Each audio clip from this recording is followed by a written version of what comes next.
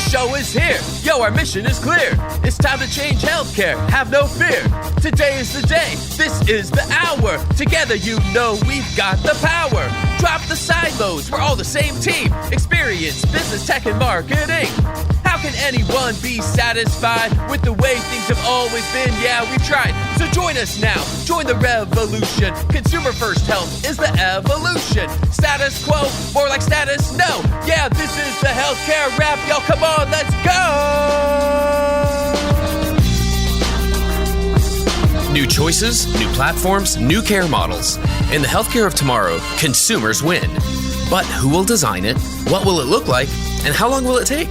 We're here to answer those questions with some provocative thinking about how to create the healthcare that people actually want. Ready to roll up your sleeves, look at the world a little differently, and explore the frontiers of consumer health together? Join us. This is the Healthcare Wrap.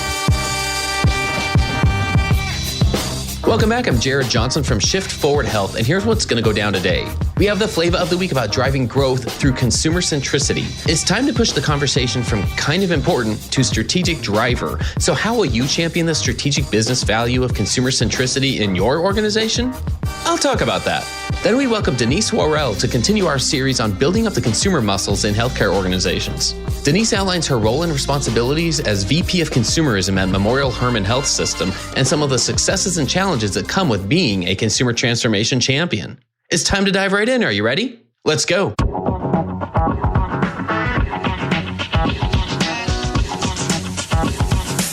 Flava of the week. The conversation about improving the consumer experience too often is getting cut off in the boardroom. We're too busy fighting staffing shortages, flat operating margins, and burnout, we're told. Come back after the adults figure out the important stuff, and then you can make the case for your pet project. It's a familiar tune that was also sung in the early days of digital transformation. A website? That's cute. A patient portal? Only because we have to. Virtual visits? Nobody wants them. Meanwhile, if we're able to set aside the status quo and think like human beings, deep down we all know that healthcare needs to be easier, especially all of the experiences that happen before you encounter care. Access, scheduling, multimodal visits, retail services, and understanding care choices are all aspects that tend to be taken for granted. What catalyzed the conversation about digital health back in the day? Even with meaningful use mandates and penalties hovering in the air, there was serious resistance to providing health information in digital channels. It's almost laughable now to look back at the excuses from clinicians and administrators for trying to maintain the status quo. But at some point, the catalyst was the proliferation of success stories that helped the decision makers understand the benefits to the bottom line. A critical mass of champions had to share a vision for digital initiatives and usher them through that pesky trough of disillusionment. So where are we with consumer first care today? I would say we don't yet have widespread access to that social proof and those success stories from peer organizations that are needed for consumer initiatives to be taken seriously. If only we could communicate that being consumer first can actually drive growth and become a competitive advantage. McKinsey recently published an article titled Driving Growth Through Consumer Centricity in Healthcare, and it attempts to do just that. It makes the bold claim, bold in air quotes, that providing consumers with the experiences they increasingly expect and demand at every stage of the healthcare journey could substantially improve care and cost outcomes. It points to the concept of driving strategic growth by attracting care deferrers, those who are actively avoiding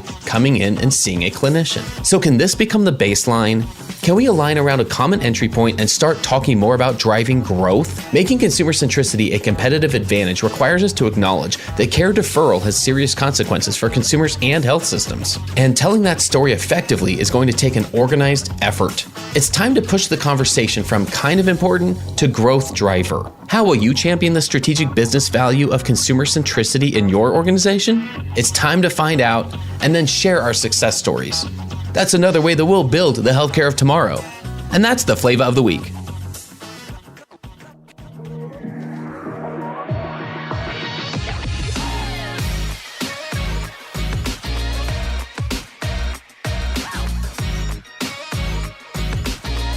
The flow.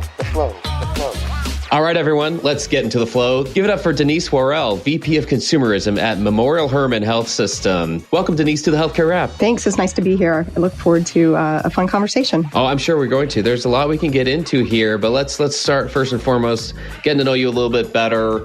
There's some really cool things just about where you're at now, but maybe we can give our listeners a brief path to where you are now and then a little bit about your role at Memorial Hermann. Yeah, absolutely. So I have a background in human-centered design and strategy and innovation, but I'm also an academically trained futurist. I have a master's in foresight. And currently I'm a VP of Consumerism at Memorial Hermann, like you mentioned, which is the largest nonprofit health system in Southeast Texas. And that's really in Houston and the surrounding areas. And prior to my current role, I was at MD Anderson Cancer Center. And I actually joined there to start up a human-centered design practice as part of the innovation center that was also kind of starting up at the same time. And before that, I really began my career in advertising and design. And I have to say, I never expected to be in healthcare, but I just kind of stumbled into it. I was actually leading strategy and innovation practice for Longrand, which is a creative think tank who happens to have really deep expertise and a lot of clients in the payer and provider space. And, I just kind of fell in love with healthcare because I've never met a challenge that's too complex. Like the more complex, the more I love it. So, healthcare doesn't get much more systemically challenging, kind of big, wicked problems. So I really wanted to be part of the solution to help solve that. And, here I am, like about 10, 15 years later, still in healthcare, which I never expected to be. Well, I'll tell you, if you love complexity, you really are in the right place. I mean, no doubt, no doubt. Well, what about, Absolutely. Some of the things that have guided you along the way?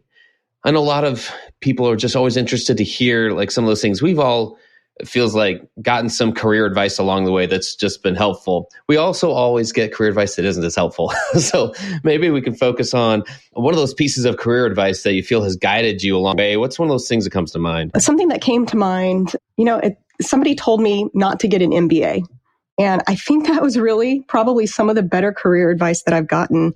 And I mean, no offense to people with MBAs. I know a lot of really, really brilliant MBAs, but it was absolutely the right advice for me. It came at a time when I was about to go back to school to start my foresight master's. And I started to have a moment of self-doubt. Like, would anybody take this seriously? Nobody knows what foresight is. And at the time, I had just started at MD Anderson. And of course, it's an academic medical center. There's just so many amazing, brilliant people there, all these researchers and clinicians. And, one of the things there is that everyone's badge has their name, and then it has all of the letters for all of the, things that they have completed, all of their degrees. And, I looked around and my badge said BS, Bachelor of Science, just a BS. And, it's really kind of how I felt starting up human-centered design practice because, nobody knew what that was. And I think most people just kind of assumed it was a bunch of BS. It was a bunch of fluffy stuff. And that there wasn't really much to add to the conversation. Of course, once they experienced it and got to know it, that really changed people's perception. But I really had that moment of self-doubt and self-reflection and thought, maybe I should go for MBA. Maybe that's more respected. And my boss at the time, I remember kind of expressing that to him. And he said, absolutely not. Do not go get an MBA. You're at a point in your career where there's nothing that they're going to teach you in business school that you haven't already learned. And he was absolutely right. Not only because I think that was really about staying true to myself and my interests and to not worry so much about what other people think, but also because the deeper I've gotten into healthcare, the more I can see that, creative thinking and strategic problem solvers and people who think differently are so needed. We need like 20 times more people who can think different in healthcare. So I appreciate that advice very much. That's great. And you outlined several skills and competencies that I'd love to dive deeper here in a little bit. I think a lot of them, I imagine, relate a lot with your current role. So your role at Memorial Hermann right now is VP of Consumerism. You and I were just speaking right before we hopped on the air that it is a role that isn't necessarily as common as a lot of other things out there. Maybe we can dive into that a little bit. Can you give us a little deeper dive on the role itself, your responsibilities, and where does that fit within your organization? Yeah, so I lead a team of experienced designers and then also implementation experts, and we're really working to create more effortless, personalized contextual experiences. And we do that, of course, by, doing things like making it easier to access care, making it easier for patients and families to navigate through the healthcare system. Or maybe more simply put, we're really working to make healthcare easier by removing those barriers across the healthcare journey. And that really starts with very deeply understanding and balancing the needs of patients with those of providers and operations and business needs. So a lot of times people hear consumerism and the immediate assumption is like, oh man, they're here to only talk about the patient, what the patient needs. But really what we find is that most of the things, the interventions that we need to make are helping our staff and our clinicians really remove the pain points for them so that they can provide better service to our patients. So that takes a lot of collaboration. We're a small team. We report up through operations, kind of under that umbrella. But we partner really, really close with our digital team. They're like very close partners with us. Our IT function, our legal team, our marketing team, physician and nursing leadership, and on and on. It's really a collaborative space that we play in. And I think the other thing to mention here is that we are 2/3 of a full team. So the full consumer experience team also includes an analytics function. And we partner with them really closely as well to marry kind of the qualitative design research with the more quantitative healthcare survey and NPS measurements type of thing. So you mentioned the digital team as one of those stakeholders involved in a lot of this. Is that one of the more common areas that you're spending time with? Are you looking at digital user experience? Like, is that part of a role that sometimes lives in other departments? I've heard of things related to that being in a marketing or communications team, for instance. Do you work with them a lot as well? Yeah, I mean, it's a little bit, our function is still fairly new within the organization, and kind of the consumer experience team came on board about 3 years ago at the same time as our digital team. So we're kind of growing up together within the organization. And, my team does have some folks with different backgrounds in design. So we have somebody who used to be an industrial designer. We've got somebody who used to be a UX UI designer, and just kind of different pieces of design. We're really focused on online and offline. So we're not super heavy on the UX UI side. There are some UX UI design resources within our digital team, but we absolutely work really closely and inform each other and kind of fill in gaps when they need to be filled in on the digital side. Very exciting, very exciting. Can you give us an idea of some of the successes and challenges of being in this role, especially from the leadership standpoint? Oh, yeah. I will say that, of course, starting any new function in an organization or even in an industry, right? Because this whole idea of consumerism is still new in the whole industry, is just getting established and getting woven into the fabric of the system. And probably like the biggest challenge that seems so obvious, but the biggest thing is really just getting people to get comfortable with the concept that patients are actually consumers. I can't tell you how many times I've been in a meeting and I use the consumer word, the C word, right, in front of providers in particularly. And I can just see how uncomfortable I make people feel. They're just not used to that terminology. I do see that starting to change. I think younger generations of providers are entering the workforce and they're much more open to, thinking of consumers as people with choice. Patients have choice. It's not just one path anymore. So I do see that shift starting to happen, which is good. So that's one positive and also challenge at the same time. And why we're talking about making people uncomfortable. Apparently, I'm really good at that. Because I think the other challenge that I face really regularly is that when I go into a meeting and introduce myself and I say I lead a team of healthcare designers, I get a lot of blank stares. I get a lot of confused faces staring back at me because service design, experience design, they're still really new concepts in healthcare. And the assumption is either, oh, this is a fancy new word for process improvement, or, oh, you must be interior designers, or, oh, you must do marketing graphic design. And of course, we're none of those things. We're designing better healthcare journeys, better healthcare experiences, and people still don't really know what that means. So, I have to walk a line between explaining and helping people understand, but also not boring them with design methodology that they probably don't want to hear about as much as I don't necessarily want to hear about accounting methodology. I just trust that the accountants know what they're doing. So that's definitely a challenge. But it's not all bad. There's definitely some wins.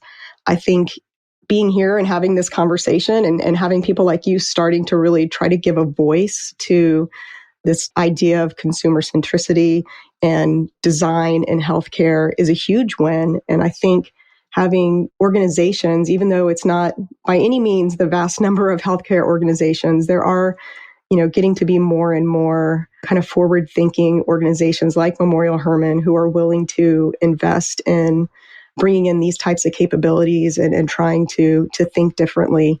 And I think the other piece of that is I'm starting to see that it's still a challenge to attract really creative, talented designers to, come over to healthcare. It's fun.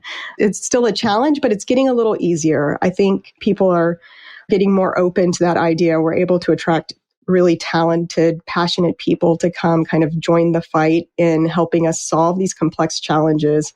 That's definitely when I know personally I'm really, really proud of the talented team that we've built at Memorial Hermann. So a big win there. Yeah, it really is. I love the balance here. And there's a reality here, right? Like I've been a practitioner on the digital marketing side growing up in the, hopefully this is encouraging, but I see a lot of parallels to 10, 12, 15 years ago when we were just starting to talk about digital transformation, getting a lot of the same blank stares, sometimes the eye rolls, sometimes the, wait, what are you doing? And we already have a way to do that.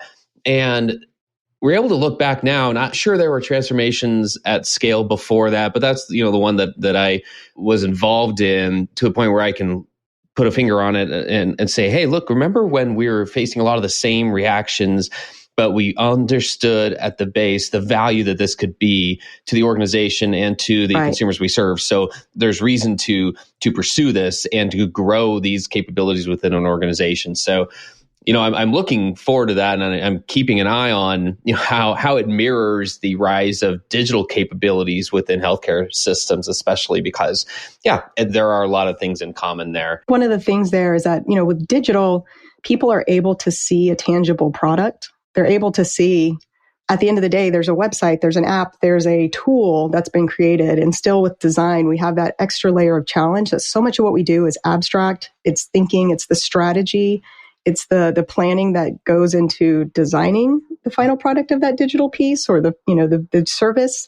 And people have a hard time wrapping their head around that. So I'm hoping we can figure out as an industry or as practitioners how to help people really understand what appears to be pretty abstract. That's very true. It was easy in the early days of digital advancement and transformation to put your finger on something and say, yeah, here's a tangible thing. You're very right there. I mean, there are a couple of areas that I see worth spending time in to help grow these capabilities. I mean, one is just within our own organizations, is just learning how to build up these consumer muscles, if you will.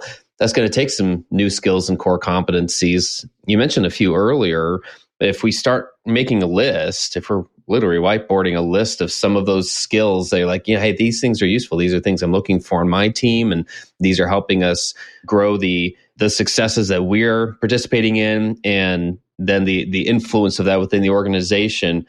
What do you think some of those skills might be? What does that look like? Yeah. So I think one of the skills that, and maybe this is more of a mindset shift within healthcare, but if we're talking about, what is that consumer muscle inside of the organization, is kind of learning to think beyond process improvement. So, process improvement is so important. Everyone wants efficiency, including our patients. They absolutely want it. But I think in many ways, healthcare has been so, by necessity, forced to really get lean as much as they can over the years that we've engineered the humanity out of healthcare. And we have to figure out now how to get that muscle back. We have to the pendulum has swung too far, and we have to bring in teams who are trying to bring that human component back into healthcare, which is a pretty big challenge. So instead of always coming in and saying, how do we improve this process that already exists and make it even more efficient? Healthcare organizations really need to learn when it's better to step back and instead ask, well, why do we have this process at all? Who is it serving?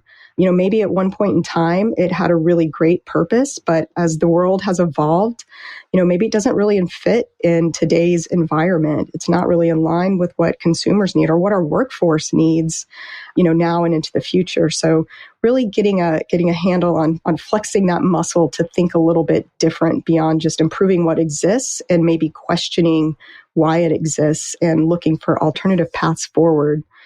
that's a role that, design thinking, design research, behavior change, collaboration, and facilitation skills can really help pull that thinking forward across all disciplines inside of healthcare.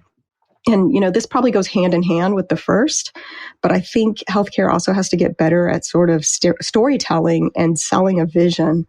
I know over the years, and probably even more so in my time on the innovation team at MD Anderson, we would sit through so many pitches and ideas and, people from the outside, people from the inside coming in with, what could be really interesting, solid ideas, but they haven't ever really learned how to tell a story and not just present data, but present the insights, help show and make a connection of like the human emotions that are actually going to make people compelled to act and get on board with your idea.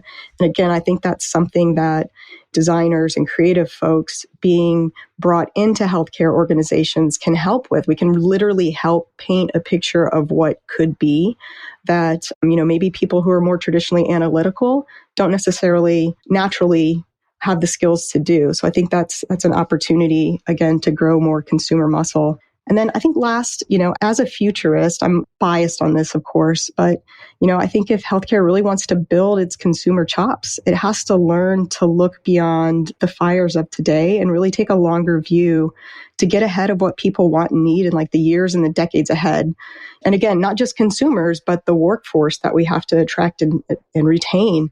It takes a long time for legacy kind of traditional healthcare systems to make those changes, and it takes dedicated attention and time and planning.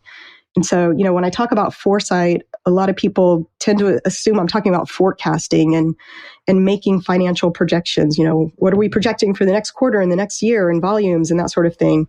And that's really not what foresight is. It's, and it's also not having a crystal ball and trying to predict the future. But it's really the real goal is to make sense of the future so that we can confidently make informed decisions in the present that put us on a trajectory to achieving our preferred long-term future and also help us at the same time move away from futures that we wish to avoid. And that's a tool that foresight can really bring to healthcare. There's a lot of foresight teams that exist in like the Fortune 500 and in other industries, but healthcare has really been slow on the uptake on this one. I am starting to see a glimmer, hear a little bit of noise from some of the more forward-thinking organizations that there's some interest in starting to grow this capability. So that gives me some hope. Well, that gives me a lot of hope. I love hearing that there's a growing interest there. And you're right, it's the daily challenge of putting out the fires, but then not losing sight of where we want to go as a result and being able to grow some of these things within it. I love that. Stay tuned for more provocative thinking after the break. Consumer demands, disruptive technologies, and AI are shaping healthcare for years to come. On the Hello Healthcare podcast, we dive deep on these issues with leaders who are driving change. These stories will inspire you to create and demand a better future in healthcare. Learn more at hellohealthcare.com. And now, back to the show.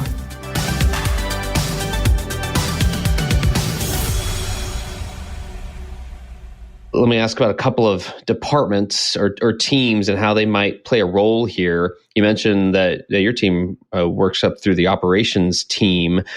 And then I'm curious how that intersects with marketing as one of the teams you mentioned that you might partner with. Do you feel like operations and marketing can both play roles here in building up the consumer muscles? And if so, what might that look like? Absolutely. I mean, I think there's a direct straight line, right, between brand and consumer perception and the experience, right? So, when marketing builds a really strong brand, the consumer is coming in with high expectations that the organization is going to deliver the brand that's been kind of portrayed. And that's where the experience piece and experience design, service design comes in, because we want to bring to fruition the vision, the brand that marketing has put out for the world to see. And, I actually think this is one of those things where it helps that a lot of times marketing tends to be a little on the aspirational side, because I think that can start to push the organization to live up to its potential. It can start to push people to think a little bit differently within the organization itself, kind of that power of positive thinking and, really getting people to change and think differently. Of course, you can't overpromise because nobody wants to put out marketing that's impossible to deliver on. And I don't think that's happening. But yeah, when consumers come in with the confidence that they're in good hands because they're coming to an organization that has a really strong, credible, reputable brand, then we're already starting from a place of trust. We're starting from a net positive. And that's ultimately what we want from our consumers. We want them to trust that when they're in our care, that we're going to consistently deliver the highest quality care that's personalized to our needs. And I also think it plays out in brand and consumer experience metrics like NPS. I think that's something that measures both brand and experience kind of in one measure. So I think it's all absolutely connected. It all works in concert. Absolutely. Yeah, thanks for diving in there. I think that's useful to get that granular on it because I know other organizations are asking that question. Yeah, how do we even structure this? Like, what's the interplay between some of the teams? So that's fantastic. When we kind of back this out to how does this impact a consumer of healthcare, I think it's pretty fair to say that a majority of consumers don't understand the complexity and they don't care that much. They just want a better experience. I think that's the point where I'd love more acknowledgement, among other leaders in healthcare organizations. Some recognize that and some are like, well, let's help them navigate the complexity, while others are saying, let's reduce the complexity. Yes. What about your team there at Memorial Hermann? Like, how are y'all designing that better experience? What things are you working on? Yeah, absolutely.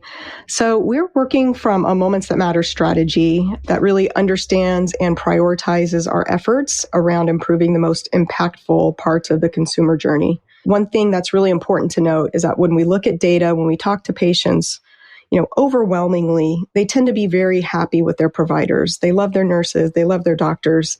And where they have issues is all of the stuff surrounding that interaction with their doctors and nurses. So it's scheduling, it's billing, wayfinding. Where the heck do I park? Why are the wait times so long? All of those things. So those are the types of things that my team is working on and kind of has developed 7 unique moments that matter around these different areas to kind of organize ourselves in. And, I think the other thing that, we really realized early on is, ideally we would design a perfect end-to-end journey, like design the perfect journey for having a baby, design the perfect journey for having cancer. And reality is there's not one journey, right? Like even every mom has their own birthing plan. They have their own vision of what the ideal experience is to have a baby, and we can't design that for them.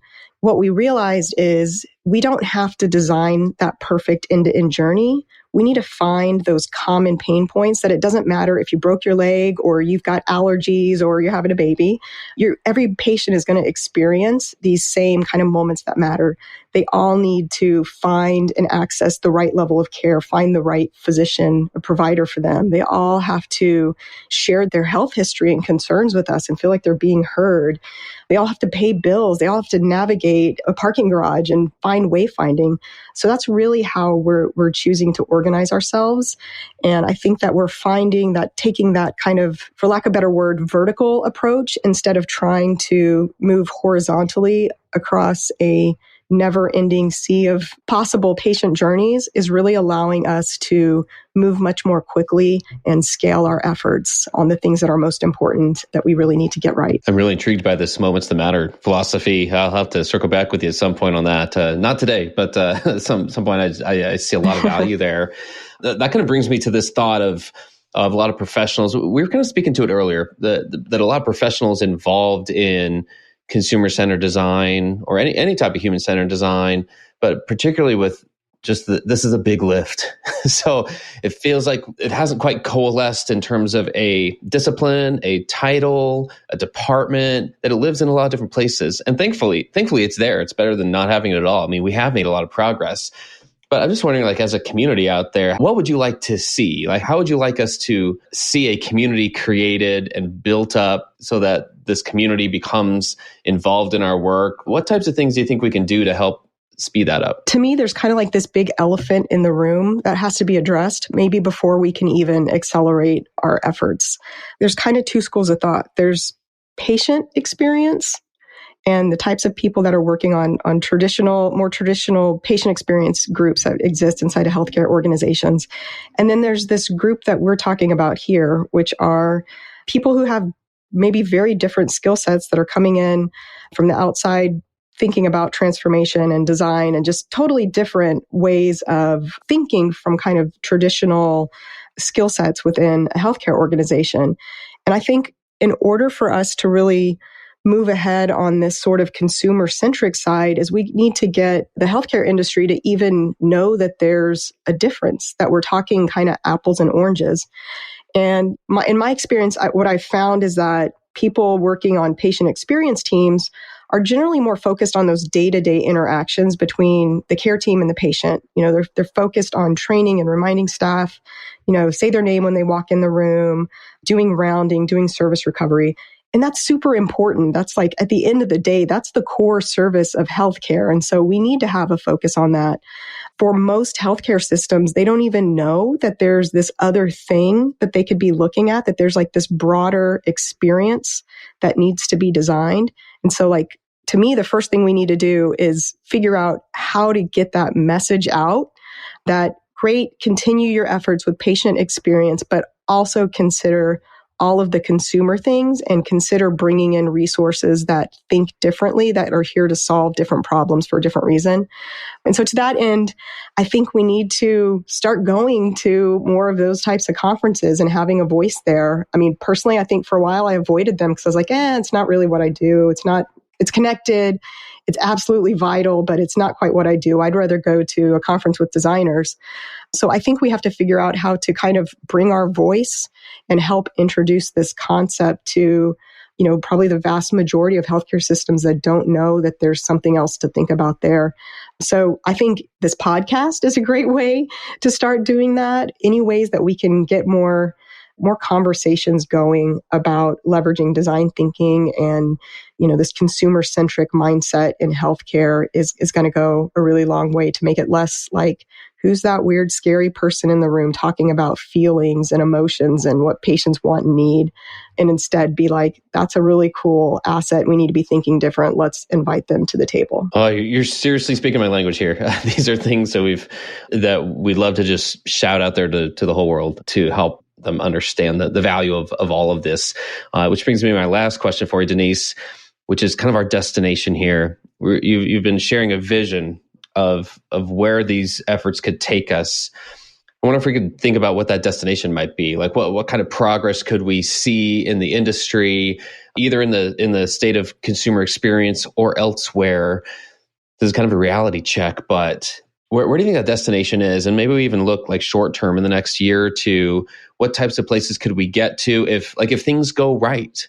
If we make progress here, where do we hope this gets us? I would love, love, love nothing more than to see like massive changes and everything switch overnight. But I know that's just really not realistic, right? So if we're being really realistic and pragmatic about what can happen in the next year or two in traditional healthcare, I think that what we can really hope to see and can help shepherd through is really creating more culture change, mindset shifts and more awareness about the fact that this is real. There's a real need to change now and think more consumer centric because consumers are already there. They're already demanding it. They already have been for years. And I think by and large, executive leaders in healthcare, they're very well aware. They see what's happening. They see that there's an urgency. But in my experience, that hasn't really trickled down yet to the front lines. So kind of that middle management layer of healthcare is still really actively kind of pushing against the need to change, the need to think more consumer centric. They see that kind of as a challenge to their own organization. And I totally get it because literally their job is to maintain the status quo.